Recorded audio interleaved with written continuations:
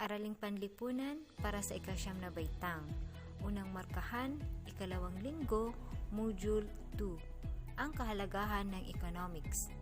Ang ating talakayin ngayong araw ay nakabatay sa most essential learning competency na kung saan nakataya ang kahalagahan ng economics sa pang-araw-araw na pamumuhay bilang mag-aaral, kasapi ng pamilya at ng lipunan. Ito ang inyong guro, Binibining Najma Ismakaraya.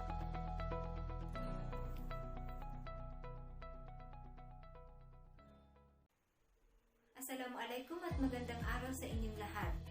Ngayong araw, ating tatalakayin ang kahalagahan ng economics. Pero bago tayo magsimula, aking titingnan kung naintindihan niyo ba ang inyong aralin kahapon. Ngayon, inyong tingnan at pag-aralan ang larawang ito. Ano ang inyong napapansin? Tama! Isang batang nag-iisip kung ano ang uunahin niya, ang bilhin ang kanyang kagustuhan o ang kanyang pangangailangan.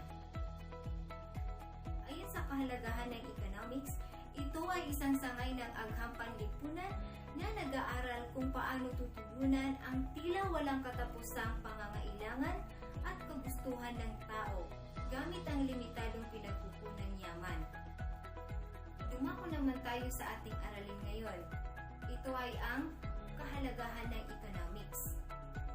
Mahalaga ang economics sapagkat makakatulong ito sa una, bilang mag-aaral.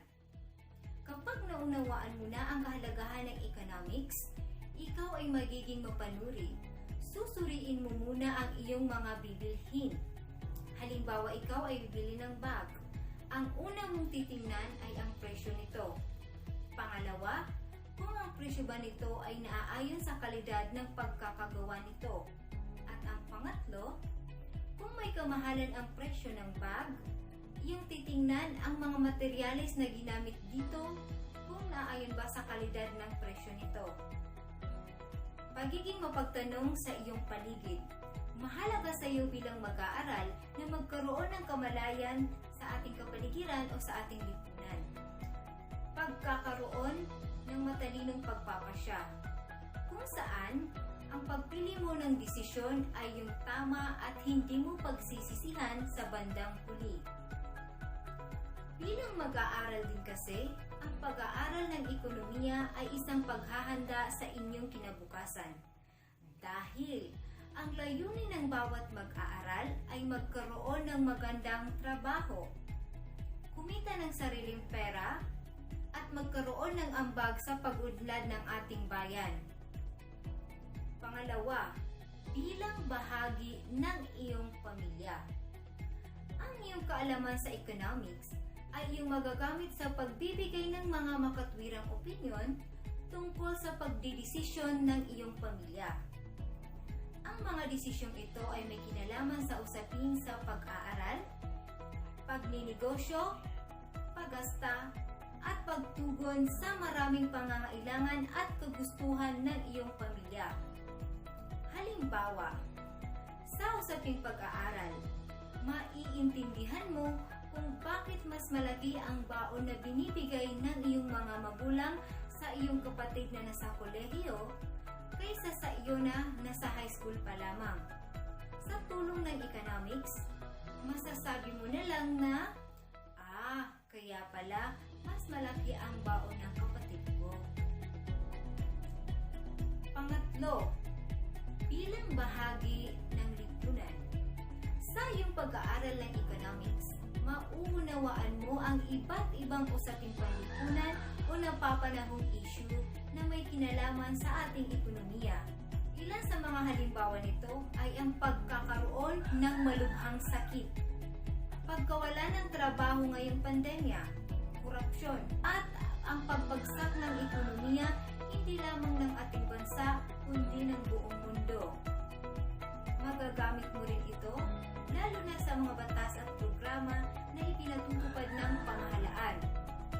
Halimbawa, ang Social Amelioration Program o ang pagbibigay ng cash assistance sa mga mamamayan ngayong pandemya. Ngayon naman, ating isaisip at unawain ang mga sumusunod na pahayag. Tukuyin kung ang pahayag ay tumutukoy sa kahalagahan ng economics bilang mag-aaral, bilang bahagi ng pamilya at bilang bahagi ng lipunan. Isulat lamang ang BM, PPP at BBL sa patlang. Una, nauunawaan ngayon ang iba't ibang usaping panlipunan tulad ng usaping pang-ekonomiko ng bansa. Pangalawa, nagiging mapanuri ka sa mga nangyayari sa iyong kapaligiran. Pangatlo, nagagamit sa pagdedesisyon sa mga mahahalagang usapin sa loob ng tahanan. Pang-apat, nagagamit sa pagbibigay ng mga makatwirang opinyon tungkol sa pagdedesisyon ng iyong pamilya. Pang-lima, nagagamit sa pag-unawa sa mga batas at programa na ipinatupad ng ating gobyerno. Pang-anim, nakatutulong ito sa pagbuo ng mga matatalinong pagpapasya tungo sa iyong kinabukasan, gaya ng paghahanap buhay. Pang-pito, mas lubos na naunawaan ang mga isyu at suliranin na kinakaharap ng ating bansa.